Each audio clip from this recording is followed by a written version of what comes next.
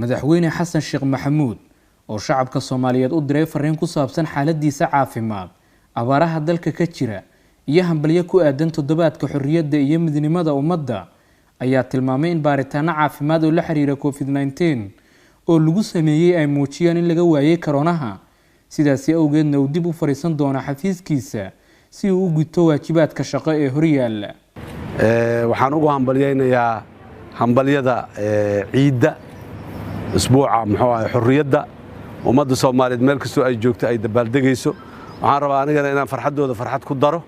oo aan u sheego inaan caafimaad qabo alxamdulillaah baryahan waatay hore loo sheegay inaan xanuunsanahay waa run cudurkaas COVID-19 laga helay ugu dambeyn hadda hadii la test gareeyay 2 jeer lagu celiyay 2 test laga qaaday inaan caafimaad qabo ayaa markii daba labadiiba negative ay noqdeen waa caafimaad qabtaa leeyahay alxamdulillaah dadka Soomaaliyeed waxa uu sheegaa talaalku waxbuu taraa aniga 3 talaalba waan qabay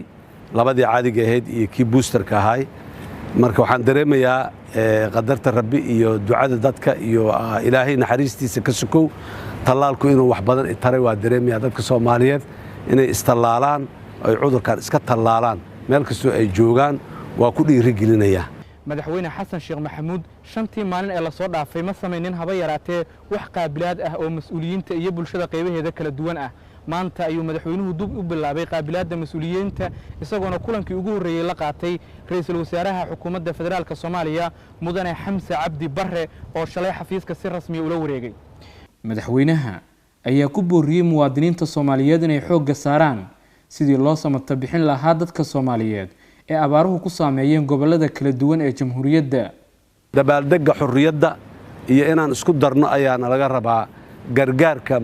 ummadda Soomaaliyeed ee abaaruhu ay dhibaateeyeen aan u gargaarayno oo aan u gurmanayno inaan aad iyo aad ayadana aan